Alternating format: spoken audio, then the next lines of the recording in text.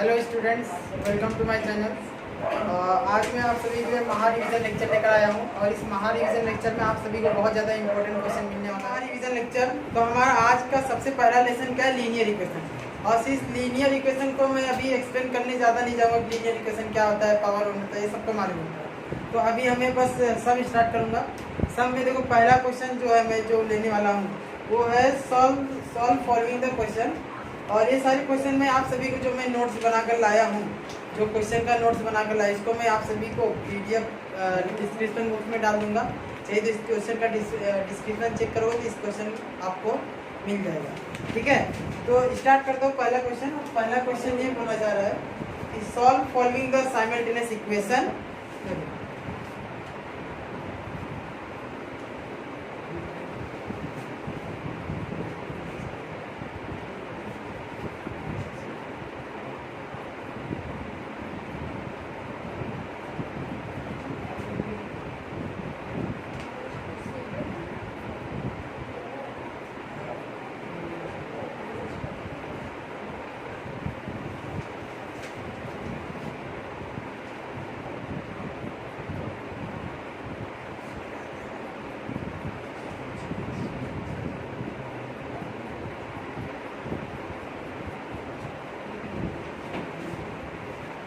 तो मैं इस क्वेश्चन को करूँ तो इस क्वेश्चन में देखो पहला क्वेश्चन जो दिया हुआ है मैं उसमें लिख दिया हूँ 3a + 5b = 26 and a + 5b = 22। इसमें देखो क्या करना है, इस क्वेश्चन को सॉल्व करना है। याद रखना जब भी सॉल्व बोला जाता है सॉल्व, इसमें x और y का वैल्यू फाइंड करना रहता है। सॉल्व बोला जाता है तो x एंड y का वैल्यू फाइंड करना है, जिसको सॉल्व करके हमें x और y का वैल्यू फाइंड करना है। तो देखो कैसा सॉल्व करना है। अगर मैं सबसे पहले स्टेप मेरा जो होगा, स्टेप थोड़ा याद रखने की ज़रूरत है आप सभी को। तो मेरा पहला स्टेप ये है कि जो भी इक्वेशन दिया होगा एज इट इज इक्वेशन बनाकर लिख देना। देखो इक्वेशन 1, फिर इसके बाद a + 5b = 22। देखो पहला इक्वेशन लिख दिया, इक्वेशन और दूसरा इक्वेशन लिख दिया। तो ये दोनों इक्वेशन लिखने के बाद अगर देखो यहाँ पर +5 है, यहाँ पर +5 है, तो अभी अगर मेरे को 5b कैंसिल करा तो मैं क्या करूँगा, सब्ट्रैक्ट करूँगा। तो ये दोनों क्या हो सकते हैं, कैंसिल हो सकते हैं। तो मैं यहाँ पर ये करूँगा कि सब्ट्रैक्ट कर दूँगा। Subtracting equation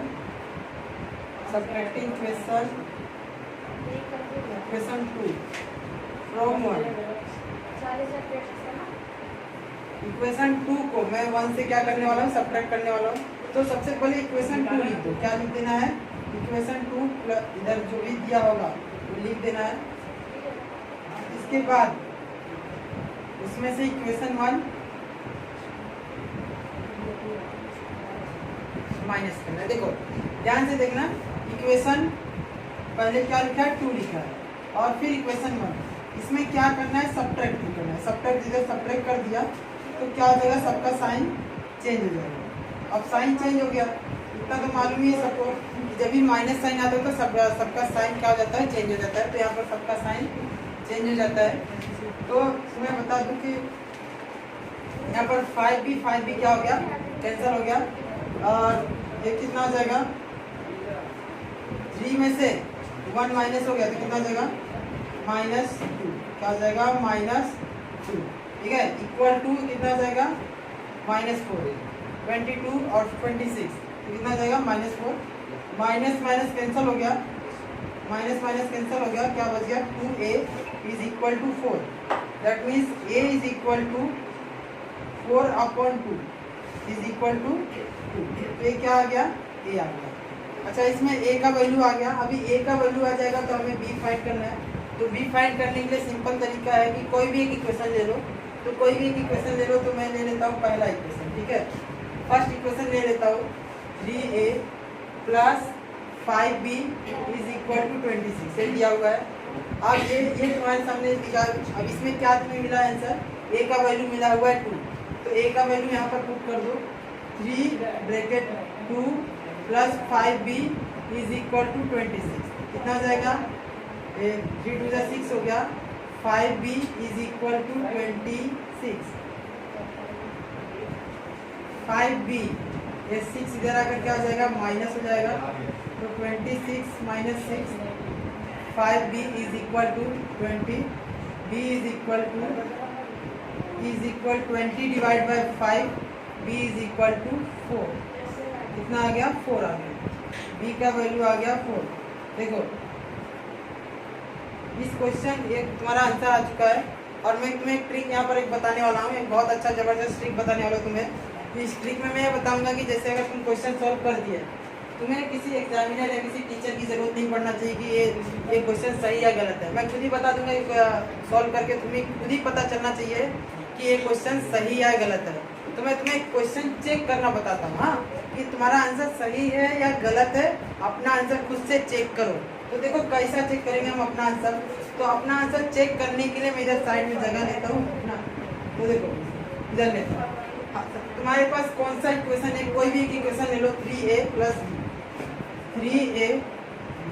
plus 5b is equal to 26। ये ले लिया गया, ठीक है।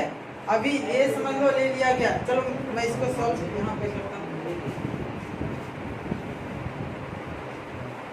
चलो तो मैं इसको यहाँ पर समझ लो स्क्रीनशॉट ले लो एक बार। तो मैं इसका चेक करना मैं बताता हूँ। तो चलो तो स्क्रीनशॉट ले लिए, तो मैं इधर आगे बढ़ता हूँ कि क्वेश्चन को चेक कैसा करना है, ठीक है। तो मेरा आंसर आया हुआ है देखो 2 और इधर 4। तो आंसर को रहने देते हैं।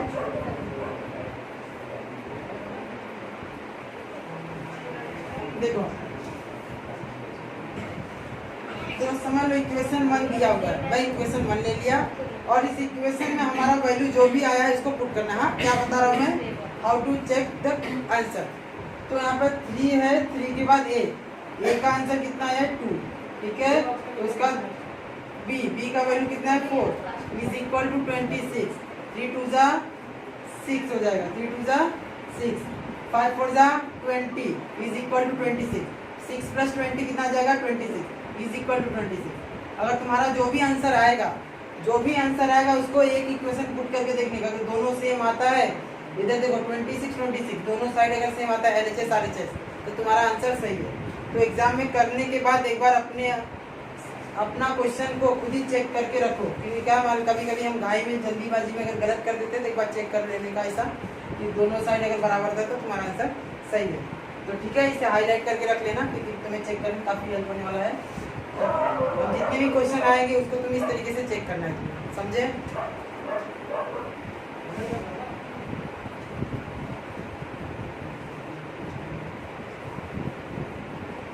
चलो नेक्स्ट क्वेश्चन देखते क्या है।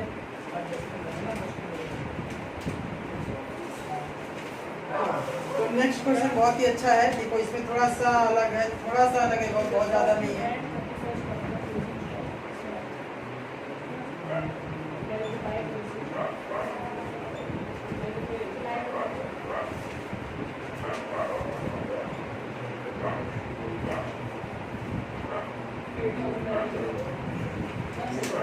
ये क्वेश्चन दिया हुआ है।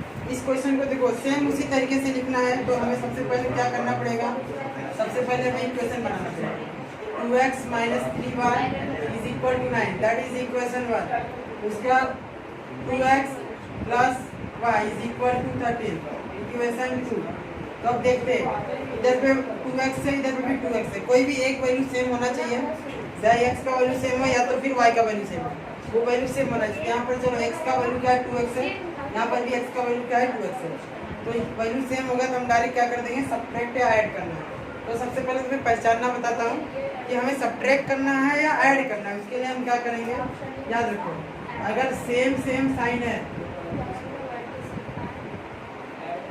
सेम साइन है तो क्या कर देने का, सब्ट्रैक्ट। क्या करने का, सब्ट्रैक्ट, ठीक है, सब्ट्रैक्ट। हाँ, सेम साइन को सब्ट्रैक्ट करेंगे। वही अगर अलग अलग साइन है तो क्या कर देंगे, ऐड कर देंगे, ठीक है। ऐसा लिखते हैं, अलग, ठीक है, तो ऐड करते हैं। देखना एकदम शॉर्ट ट्रिक है। S4 same, S4 same, S4 subtraction, same sign subtraction, और अलग अलग साइन ऐड, A S इतना याद रखो। ये तुम्हें शॉर्टकट दिया हूँ, सेम साइन सब्ट्रैक्ट, अलग अलग साइन ऐड, ठीक है।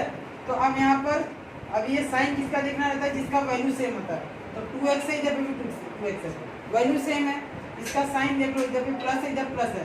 अब प्लस प्लस है तो कौन सा साइन आ रहा है, सेम सेम है ना, सेम सेम, तो सब्ट्रैक्शन। तो क्या कर देंगे, सब्ट्रैक्शन, सब्ट्रैक्टिंग इक्वेशन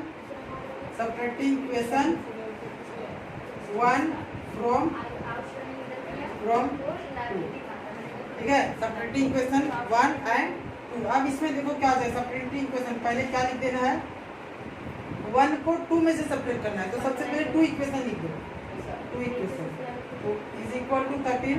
अब इसके बाद यहाँ पर क्या आ जाएगा, 2x माइनस 3y 9। इसके बाद क्या करना है, सब्ट्रैक्ट। और तुम्हें तो मालूम ही सब्ट्रैक्ट आने के बाद कुछ तो बदलाव होता है। देखो सब्ट्रैक्ट में तो जानते क्या होता है, सब्ट्रैक्ट समझ लो क्या है, सब्ट्रैक्ट एक लड़की जैसी समझ लो, सब्ट्रैक्ट एक लड़की जैसे बहुत सारे लोगों को लाइफ में लड़की आती चेंज हो जाते हैं ना, सब्ट्रैक्शन में एक लड़की समझ के चलो जो दुनिया बदल देता है। यहाँ पर सब्ट्रैक्शन आता है ना, तो वही हाल होता है। हाँ, तो यहाँ पर एक सब्ट्रैक्शन अगर लेकर आ गया मैं, तो यहाँ पर एक प्लस था, इसका दुनिया बदल गया, एक प्लस था क्या हो जाएगा माइनस, इसका प्लस माइनस था प्लस हो गया, इधर पे माइनस हो गया, दैट इज। अब यहाँ पर देखो minus minus cancel two each other, cancel हो जाएगा, 2x क्या हो जाएगा कैंसल, y और 3y क्या हो जाएगा 4y, इधर 13 में से 9 माइनस हो जाएगा तो 4, y is equal to 4 divide by 4, y is equal to 1। समझ गए, बहुत इजी है। इसके बाद हमें क्या फाइंड करना है, y का वैल्यू फाइंड करना है। y हम किस तरीके से कर लेंगे, तो देखते हैं, कोई भी एक इक्वेशन ले लो, 2x minus 3y is equal to 9, ठीक है। अब हम इसे सब्ट्रैक्ट करेंगे, मतलब वैल्यू पुट कर देते हैं। y का वैल्यू कितना है, y का वैल्यू है 1 is equal to 9, 2x minus 3 1 3 is equal to 9, 2x is equal to minus में चल जाएगा तो 9 प्लस 3, 2x is equal to 12, x is equal 12 divide by 2, तो 2 6 x का वैल्यू कितना आ जाएगा 6 आ गया। इसके आगे तुम्हें चेक करने तो आता ही है, चेक करना मैंने बता दिया है किस तरीके से चेक करना है, तो अपना आंसर खुद ही चेक कर सकते हो, ठीक है। तो आगे बढ़ते हैं नेक्स्ट क्वेश्चन की तरफ, देखते हैं नेक्स्ट क्वेश्चन क्या है।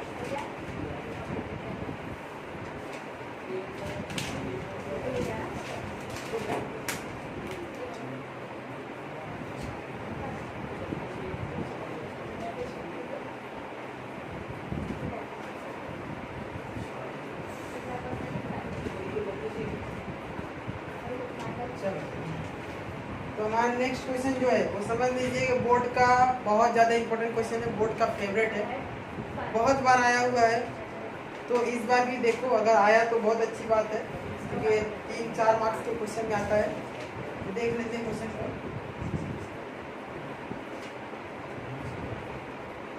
ठीक है। तो यहाँ से देखते हैं,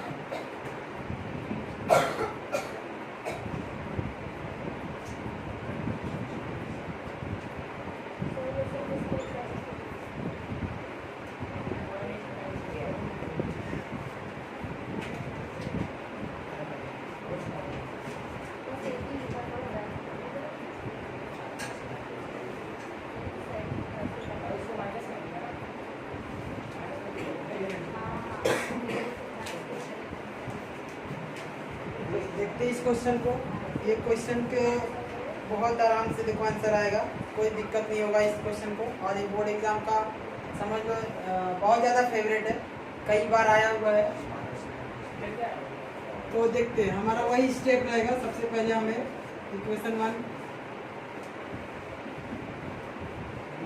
ये इक्वेशन 1 बन गया, ठीक है। फिर इसके बाद इक्वेशन 2,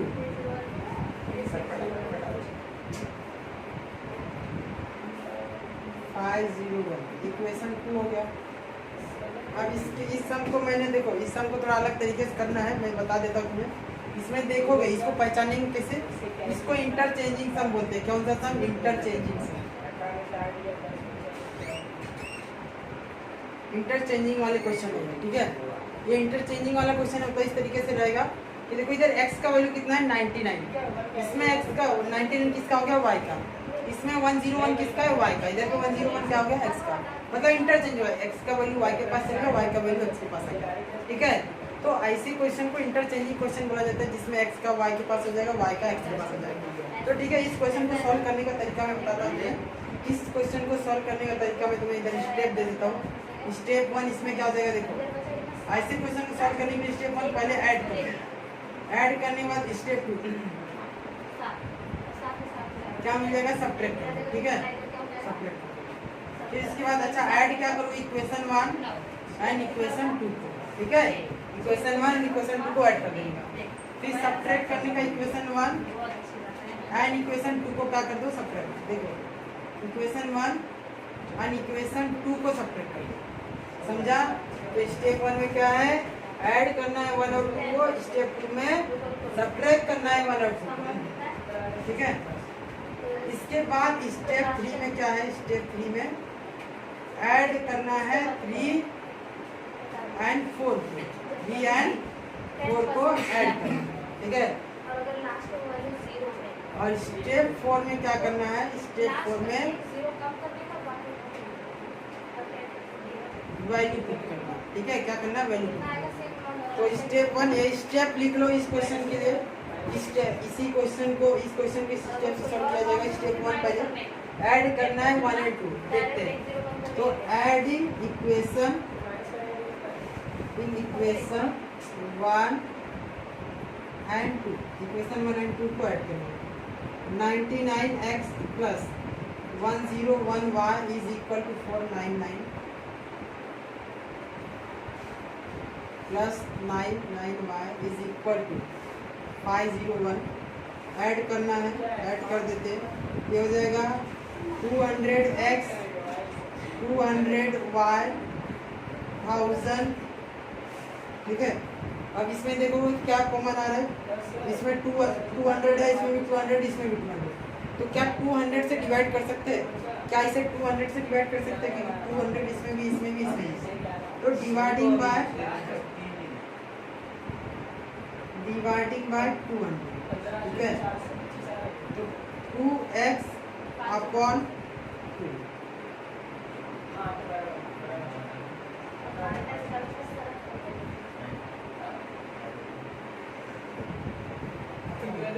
ठीक है, कैंसिल हो गया, ये कैंसिल हो गया और एक 5 है।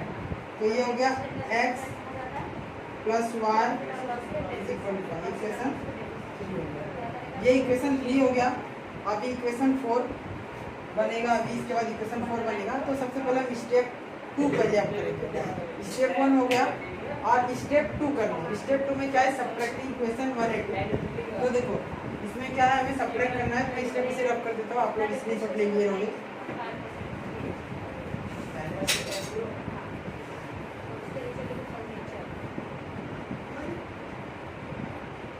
सब्ट्रैक्टिंग इक्वेशन 1 फ्रॉम 2, 1 को 2 से सब्ट्रैक्ट करना है।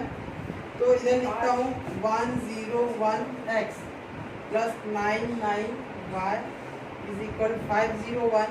सब्ट्रैक्ट क्या करना है, 99x प्लस 499 सब्ट्रैक्ट हो जाएगा। क्या हो जाएगा, ये 2x और ये भी हो जाएगा minus 2y is equal to 2। Dividing by 2 कर देंगे। सब इसमें भी 2, सब में 2 है, तो सबको डिवाइड बाय 2।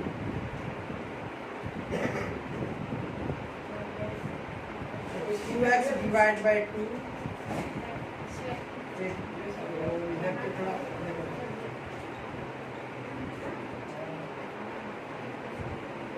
सबको 2 से डिवाइड, 2 कैंसिल, क्या बचा, x minus Y is equal to 1। ये इक्वेशन 4 क्या था स्टेप। अभी क्या था इसके बाद इक्वेशन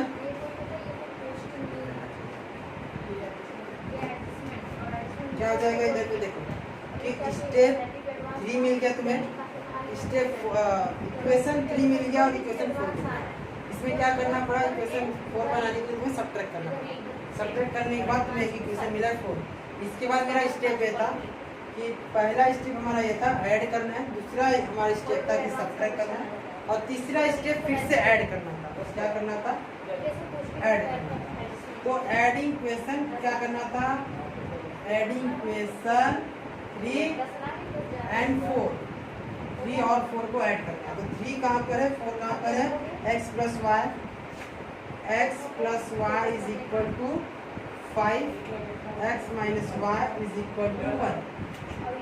ऐड का साइन, y कैंसिल हो गया, फिर 1x कितना हो जाएगा? 2x हो जाएगा, और ये 6 हो गया। ठीक है, तो x is equal to 6 divided by 3, that means 6 divided by 2, that means 3। x का वैल्यू कितना आ गया? 3 आ गया। ये तुम्हारा स्टेप 3 क्लियर हो गया। स्टेप 3 क्लियर हो गया। अभी क्या करना है तुम्हें? फोर्थ स्टेप के लिए तुम्हें क्या करना था? Put the value.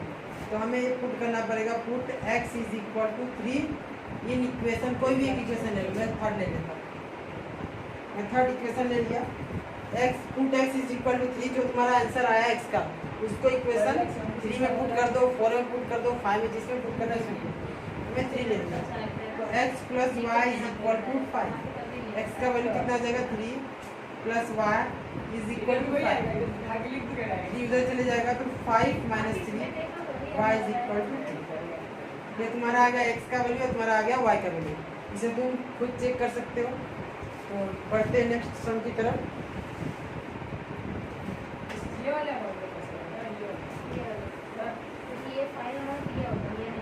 अभी हम आ चुके नेक्स्ट प्रैक्टिस सेट पे, और नेक्स्ट प्रैक्टिस सेट का जो सम है क्या फाइंड करने के लिए बोला गया? डिटर्मिनेंट। तो और इसमें से एक क्वेश्चन ये वाला तो बहुत ही ज़्यादा अच्छा है, जो MSCT एग्जाम में आ चुका है, 10वीं का है, और MSCT एग्जाम में आ चुका है। तो इसे बहुत ध्यान से देखना। क्या दिया है? सबसे पहले हमें क्या मानना रहेगा कि जो भी क्वेश्चन दिया है, d is equal to -1, 2, 7 और 4, ये दिया हुआ है। अब इसमें क्या करना है? देखो, ये जो भी वैल्यू दिया है उसको d मान लेने का। d मानने के बाद इसको क्रॉस मल्टीप्लाई करने का, -1 into 4, फिर -7 into 2, माइनस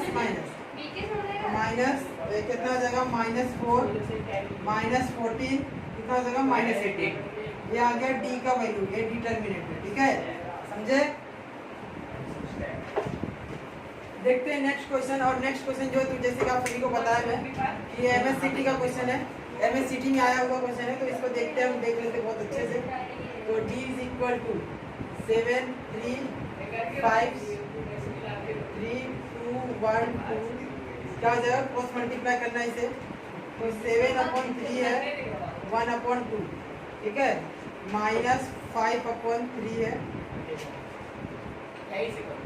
3 है, और इधर पे 1/2, ठीक है। अच्छा, क्या गलती हो गया? क्रॉस मल्टीप्लाई 3/2 है, 7 1 जा 7, और ये 2 है, ये 6 हो गया, 5 3 जा 15, 3 2 जा 6 आ जाएगा। ये -8/6, 2 4 जा 2 3 जा -4/, ठीक है। ये डी का आंसर आ गया है। ठीक है, आगे बढ़ते हैं। तो देखते हैं नेक्स्ट क्वेश्चन क्या है। Solve following the simultaneous equation using Cramer rule. तो देखो, सॉल्व बाय क्रेमर रूल।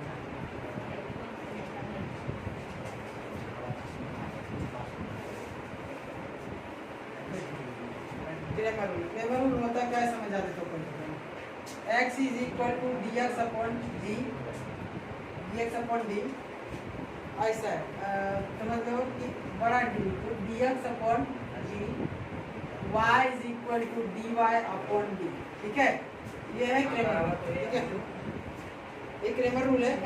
अब इसे हम सॉल्व करते हैं फिर बच्चे।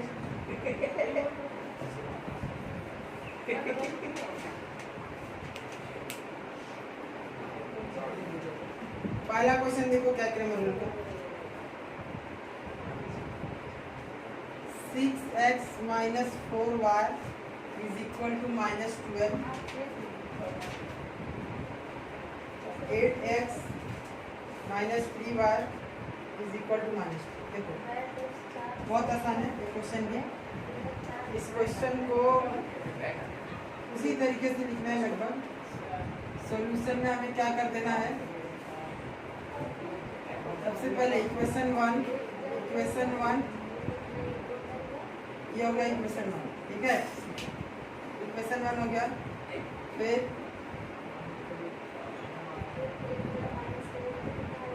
ये हो गया इक्वेशन टू, ठीक है। इसके बाद तो देखो इक्वेशन वन मिल गया तुम्हें, इक्वेशन टू हो चुका है। इसके बाद सबसे पहले हमें क्या फाइंड करना है, देखो कंपेयर करना है। सबसे पहले कंपेयर करना है बाय कंपेयरिंग, क्या लिखा है, by comparing ax1 plus a1x plus b1y is equal to c1 and a2x plus b2y is equal to c2। ये दिया है हमें, इस इक्वेशन से कंपेयर करना है और इस इक्वेशन से कंपेयर करके हमें a और b का वैल्यू निकालना है। तो देखो x है, पहला इक्वेशन यहाँ पर है, x के बाजू में क्या है a1, इधर x के बाजू में क्या है 6, तो तुम्हारा a1 का वैल्यू क्या हो जाएगा 6 हो जाएगा। फिर इधर y के बाजू में क्या है b1, तो y के बाजू में क्या है -4, तो b1 is equal to -4, b1 is equal to -4। इसके बाद c का value -12, c is equal to -12। Second equation को देखते हैं, x की बाजू में क्या है 8 है, तो और इधर x की बाजू में क्या है 2 है, a2 है, तो a2 इज इक्वल टू 8, ऐसा कंपेयर करना है।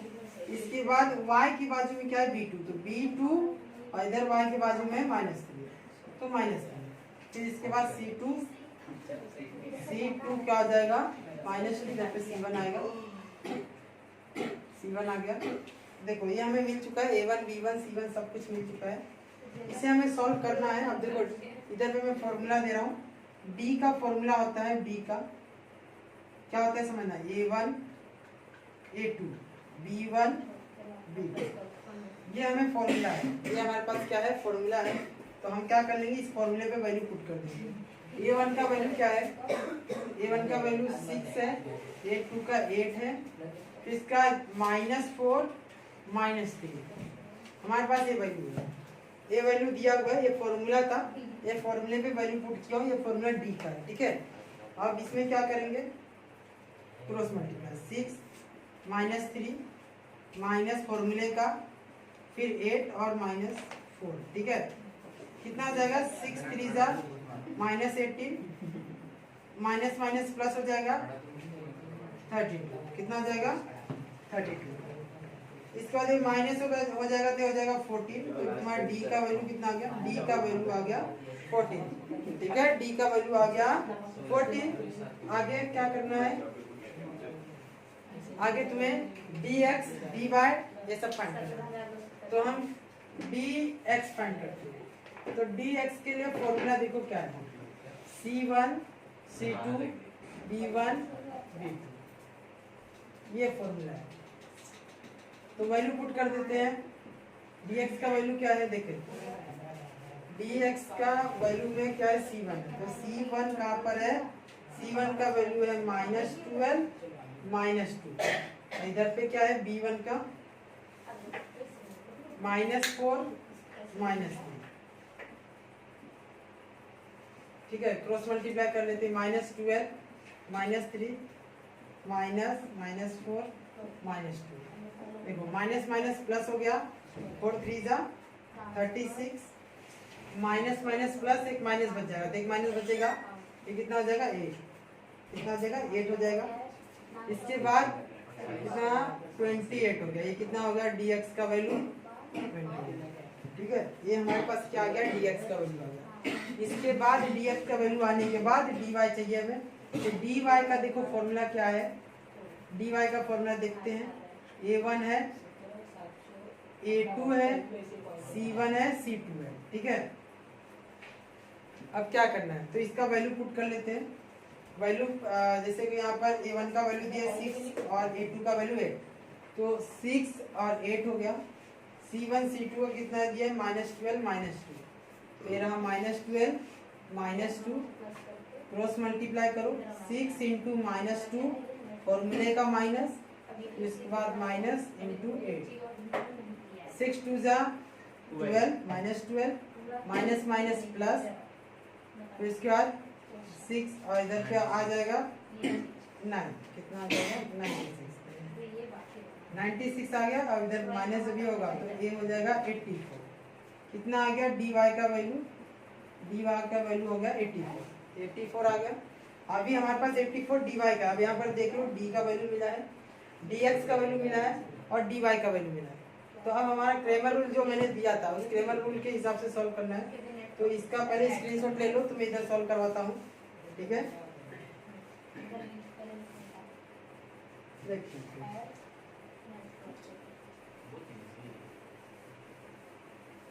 तो देख लेते हैं, अब इधर लिखेंगे by Cramer rule, by Cramer rule. अब क्रेमर रूल का फॉर्मूला क्या था, x is equal to dx upon d, ठीक है।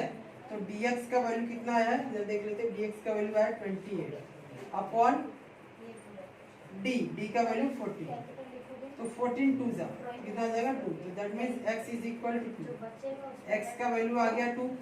अब इसी तरीके से y क्या हो जाएगा, y is equal to dy d, ठीक है। तो कितना आ जाएगा, dy का वैल्यू कितना है 84 अपॉन 14। इसका आंसर आप कमेंट में खुद ही बता लिख देना, ठीक है। तो इतना तो आता ही होगा। फिर इसके बाद जब भी जो हमारा जो आंसर आएगा आप उसे खुद चेक कर सकते हो। जैसे अगर यहाँ पर x का वैल्यू y का वैल्यू मिलेगा, इधर x का वैल्यू मिलेगा, इधर ले जाकर पुट करोगे, अगर सेम आता है तो आंसर करेक्ट है, नहीं आता है तो आंसर करेक्ट नहीं है। तो चेक करने के लिए चेक करते रहना, सम तुम्हारा गलत नहीं होगा, ठीक है। आगे बढ़ते हैं, नेक्स्ट सम, एक और सम क्रेमर रूल का ले लेते हैं। देखो एक और सम क्रेमर रूल का ले लेते हैं, फिर इसका क्रेमर रूल एंड कर देंगे और उसके साथ साथ क्रेमर रूल, हाँ, फिर इसका 1.4 आ जाएगा।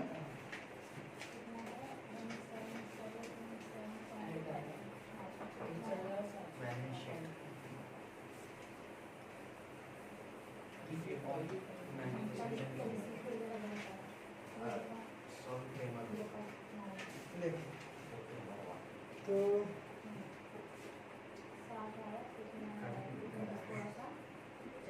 2x 3y is equal to 2।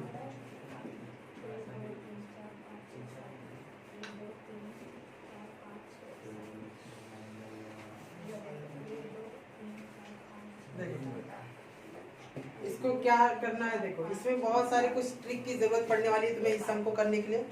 तो देखो इसमें सबसे पहले मैं वही लिखूंगा जैसे हमेशा करते हैं। तो 2x plus 3y, 2x 3y is equal to 2, ये इक्वेशन 1 हो गया, ठीक है। ये इक्वेशन 1 हो गया। फिर इक्वेशन 2 का देखते हैं, x minus Y upon 2 is equal to 1 upon, ये हो गया तुम्हारा इक्वेशन 2, ठीक है। ये इक्वेशन 2 हो गया। अब तुम्हें एक सम बता दूं कि तुम्हें एक बहुत इजी तरीका बता दूं कि ये इक्वेशन जो 2 बना है इस तरीके से अगर करोगे तो आंसर आएगा, लेकिन थोड़ा कॉम्प्लिकेटेड हो जाएगा। तो मैं इसे इजी करूंगा, और इजी किस तरीके से करा जाएगा, देखो एक मेरा शॉर्टकट याद रखो, जो भी वैल्यू नीचे दिखेगा उससे मल्टीप्लाई करें, याद रखना। इधर लिख देता हूँ,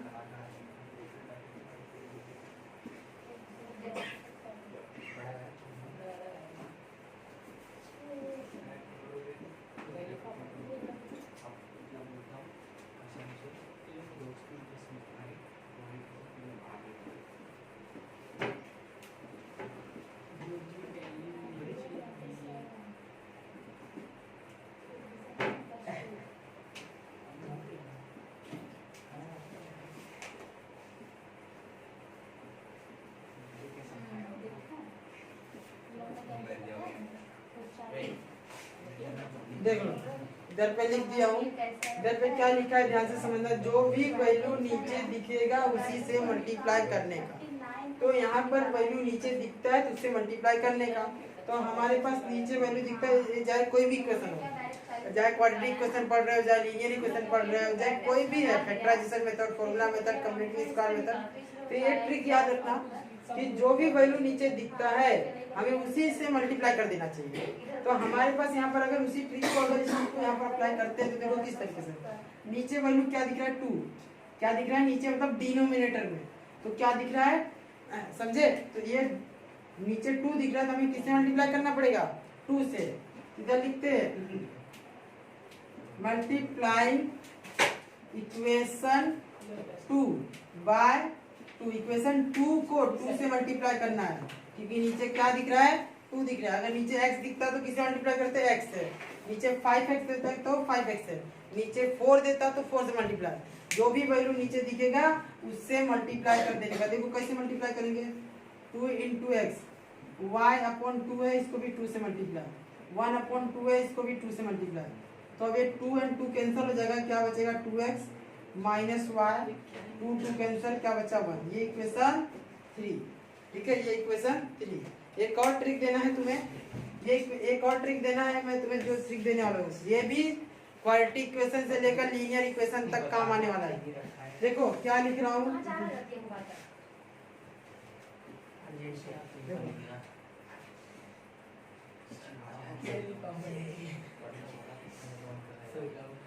देखो जिस इक्वेशन को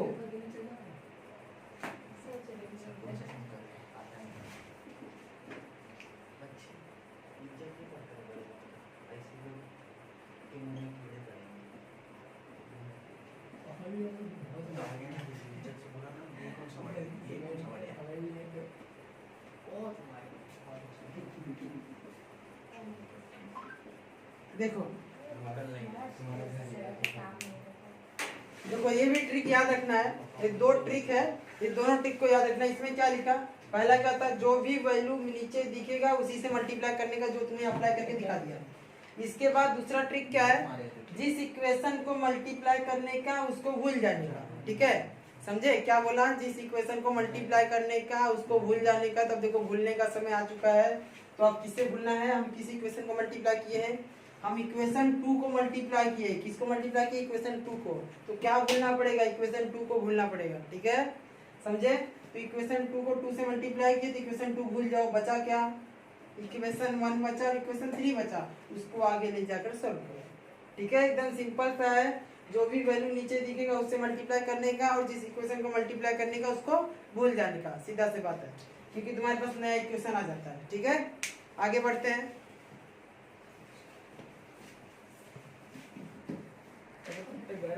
तो देखते हैं, तो हमें ये पहले तो रब करना पड़ेगा,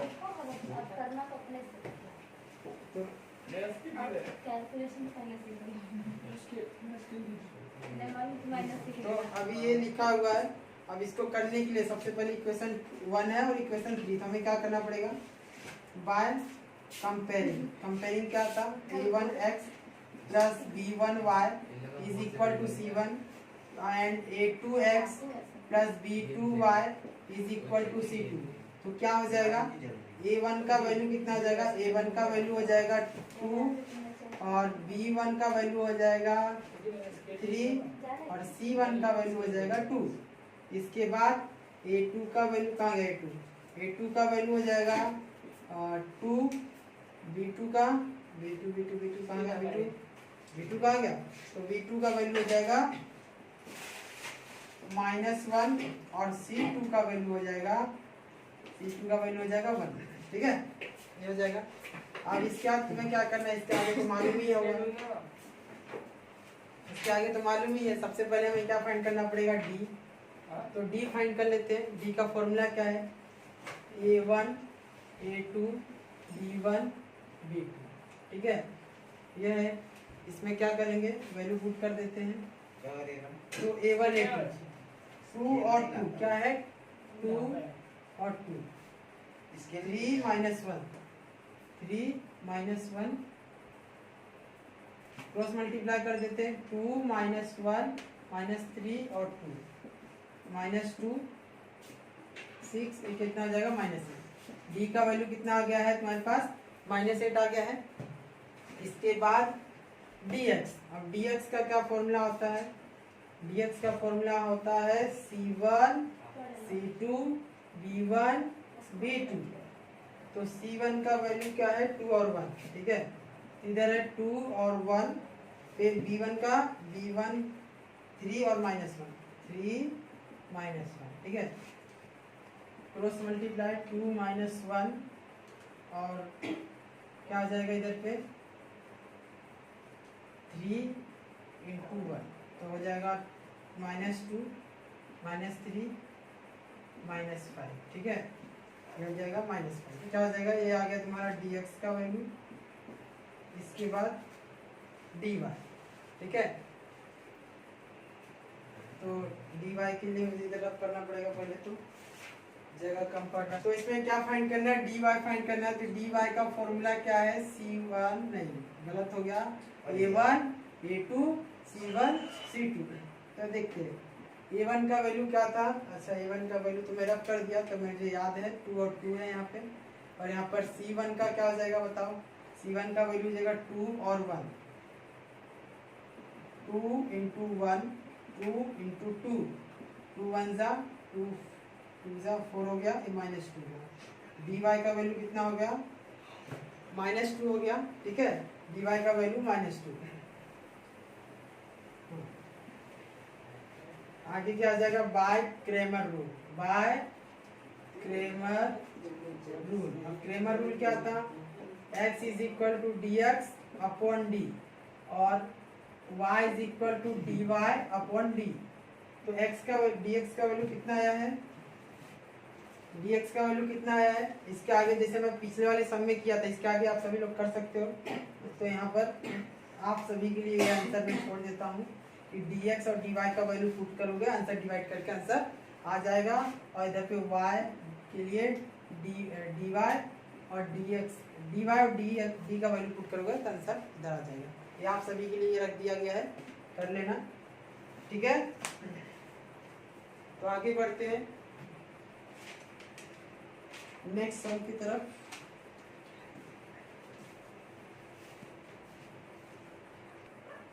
चलो फर्स्ट क्वेश्चन बोलूं 1.4, आप सभी को ब्रेक भी मिल गया रहेगा, तो ब्रेक के बाद मैं अभी स्टार्ट करने जा रहा हूँ 1.4, तो 1.4 देखो क्या है, बहुत ज़्यादा इंपॉर्टेंट है ये वाले भी, मैं जितना भी सम लिया हूँ ना इसमें, ये सारी चीज़ इंपॉर्टेंट ही है, इतना कर लेते तो तुम्हारा पहला लेसन खत्म, ठीक है, तो 2 सम लेना है मुझे,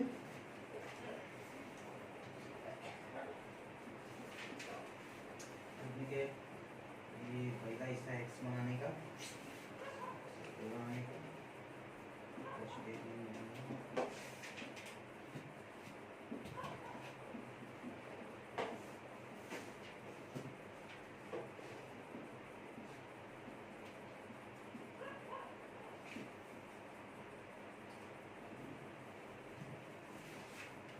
ठीक है, देखते पहला क्वेश्चन, अगर मैं देखूँ तो यहाँ पर पहला क्वेश्चन लेता हूँ मैं, 2/x 3/y = 50, 8/x 5/y = 77। इस क्वेश्चन को कैसे सॉल्व करना है मैं बता दूँ आप सभी को। सबसे पहले इसको लिखने का तरीका देखो, पहले इक्वेशन 1 बना देता हूँ, और इक्वेशन 1 इस तरीके से लिखूंगा, 2/x है ना, तो मैं इसको ऐसा नहीं लिख के मैं इस तरीके से लिखूंगा 2 1/x, ठीक है, ये हो गया, -3 है, इसको 1/y = 15, ये इक्वेशन 1 हो गया, ठीक है, ये इक्वेशन 1 हो गया। अब इधर पे भी 8, दूसरा इक्वेशन क्या हो जाएगा, 8 है तो मैं इसको 1/x लिख दूंगा, 5 है तो 1/y = 77, इक्वेशन 2, ठीक है, इक्वेशन 2 हो गया। अब इसमें देखो क्या करना है मुझे, पुट x पुट 1/x है ना, तो 1/x को मैं क्या पुट कर दूंगा, m, क्या पुट कर दूंगा, m पुट कर दूंगा, और जो n है 1/y को n पुट कर दूंगा। तो देखो 1/x को मैंने m लिया है, 1/y को n लिया, इधर ले जाकर सब्स्टिट्यूट करो, तो यहाँ पर आ जाएगा, ये हो जाएगा m, और फिर -3, यहाँ पर क्या हो जाएगा, n = 15, ये इक्वेशन 3 हो गया, इक्वेशन 3 हो गया ये। इसी तरीके से इक्वेशन 2 में भी पुट करना है, तो 8m plus 5n is equal to 77 is equal, ये 4 हो गया, ये हो गया तुम्हारा दो इक्वेशन। अब इस दोनों इक्वेशन को तुम्हें साइमल्टेनियसली सॉल्व करना है। साइमल्टेनियसली क्या करना है, सॉल्व करना है। या तो तुम इसे क्रेमर रूल से करो, या तो फिर प्लस माइनस एडिशन रूल लगा सकते हो। तो मैं इधर पे क्रेमर रूल करता हूँ। क्रेमर रूल करने से पहले मुझे ए का वैल्यू क्या होगा, a1 का वैल्यू 2 हो जाएगा 2, b1 का वैल्यू -3, c1 का वैल्यू 15 और इधर a2 का वैल्यू हो जाएगा 8, b2 का वैल्यू हो जाएगा 5 और c2 का वैल्यू हो जाएगा 77। अच्छा ठीक है, अब देखो, तो देखो इसमें a1 a2 b1 b2 c1 c2 मिल चुका है। तो इसके बाद हम क्या करते हैं क्रेमर रूल में, सबसे पहले हम डी फाइंड करते हैं। तो डी का फॉर्मूला क्या है, डी का फॉर्मूला है इधर पे a1 a2 b1 b2, ठीक है, ये हो गया। इधर पे पुट करते हैं, इधर पे a1 का वैल्यू क्या हो जाएगा 2 हो गया और a2 का 8 हो गया, b1 का -3 और 5, क्रॉस मल्टीप्लाई करना है। 2 इंटू 5 -3 इंटू 8 होगा 10, माइनस माइनस प्लस, ये 24, कितना आ जाएगा 34। तो ये एक डी का वैल्यू आ गया, डी का वैल्यू आ गया है 34। अब इसी तरीके से तुम्हें क्या निकालना है, डी वाई, ठीक है। तो यहाँ पर डी वाई का वैल्यू निकाल लेते हैं, डी वाई नहीं, पहले डी एक्स का निकालना पड़ेगा ना। तो डी एक्स पहले निकाले, क्योंकि इधर डी निकालना है, तो डी एक्स भी बाकी है। तो डी एक्स के लिए क्या रहेगा, c1 c2 और इधर b1 b2, ठीक है। तो अब ये हो जाएगा dx का वैल्यू निकालने के लिए। तो dx as it is for c1 का कितना जाएगा 1577 और b1 का वैल्यू हो जाएगा -3 और 5। तो क्रॉस मल्टीप्लाई करते हैं, 15 इंटू 5 -3 इंटू 77 कितना आ जाएगा, ये हो गया 75। यहाँ पर माइनस माइनस क्या होगा, प्लस होगा, जिसकी वजह से थोड़ा यहाँ पर गलती हुआ। तो यहाँ पर आ जाएगा 306 हो जाएगा, इसलिए माइनस का ध्यान रखना। और एक चीज़ यहाँ पर, अगर यहाँ पर हम फाइंड करने इक्वेशन लिए है m का, अगर इक्वेशन m है हमारे पास, तो यहाँ पर dm आएगा, dm हो जाएगा और इधर पे भी क्या आ जाएगा dm, ठीक है। तो आगे जो हम फाइंड करने वाले रहेंगे वो क्या हो जाएगा, dn होगा, ठीक है। तो dn फाइंड करेंगे हमें सबसे पहले, तो इसे लिए रहोगे तो ठीक है। तो आगे बढ़ते हैं, dn का वैल्यू निकालते हैं। तो देखो dn का क्या है, दिख रहा होगा इधर पे। तो dn इज इक्वल टू, इधर पे आ जाएगा तुम्हारा a1 a2 c1 c2। तो dn इज इक्वल टू क्या है, a1 a2 2 8 इसका 15 77 cross multiply 2 into 77 into -15 into 8, ये हो जाएगा 14 154 और ये हो जाएगा 120। तो आ जाएगा 34, ये हो गया dn, ठीक है। ये क्या आ गया, dn आ गया, ठीक है। अभी हमारे पास क्या है, क्रेमर रूल अप्लाई करना है। क्रेमर रूल अप्लाई करके इधर लिखता हूँ, by Cramer rule. Cramer rule क्या है देखो, तो m is equal to dm upon D, dm upon D, 9 जा, तो m इज इक्वल टू -9, ठीक है। m इज इक्वल टू -9 आ जाएगा यहाँ पे, ठीक है। अब यहाँ पर आ गया है m और n का वैल्यू है, अभी x और y का वैल्यू चाहिए। तो यहाँ तक तो ठीक है, क्रेमर रूल अप्लाई हो चुका है, यहाँ तक तुम्हें आता ही था। मतलब यहाँ पर पीछे जो क्रेमर रूल अप्लाई किए थे उसी तरीके से सिंपली वे में कर दिया गया है। अब इसके बाद जो करना है वो थोड़ा सा इससे अलग है, तो मैं यहाँ पर रब करता हूँ थोड़ा सा। तो देखो m का वैल्यू मिल चुका है और n का वैल्यू मिल चुका है, तो इसे हम रीसब्स्टिट्यूट करेंगे। तो रीसब्स्टिट्यूट में क्या करते हैं, सिंपल सी बात बोला जाए तो जो तुमने इधर पे m दिया है ना, तो m is equal to 1/x और n is equal to 1/y लेना है, ठीक है। तो अब यहाँ पर m का वैल्यू पुट करेंगे तो 9 हो गया और यहाँ पर 1/x, इसके नीचे कुछ नहीं तो 1 है, उल्टा कर दोगे तो क्या आ जाएगा 1/9 इज इक्वल टू x। तो x का वैल्यू क्या आ गया 1/9 आ गया, ठीक है। अब इसी तरीके से n का वैल्यू क्या है, n का 1 है और इधर पे 1/y है, ठीक है। इसके नीचे कुछ नहीं तो 1 है, उल्टा कर दो 1/1 ही होगा और इधर पे y/1 हो जाएगा। अब इसको क्या लिख सकते हैं 1 लिख सकते हैं, ठीक है। तो ये आ गया आंसर। इसके साथ साथ अभी ये लेक्चर यहाँ पर एंड करूँगा मैं, और एंड करने के साथ मैं ये बता दूँ कि नेक्स्ट लेक्चर जो मेरा आने वाला है उसमें मैं क्या बताने वाला हूँ, क्वाड्रेटिक क्वेश्चन बताने वाला हूँ, ठीक है।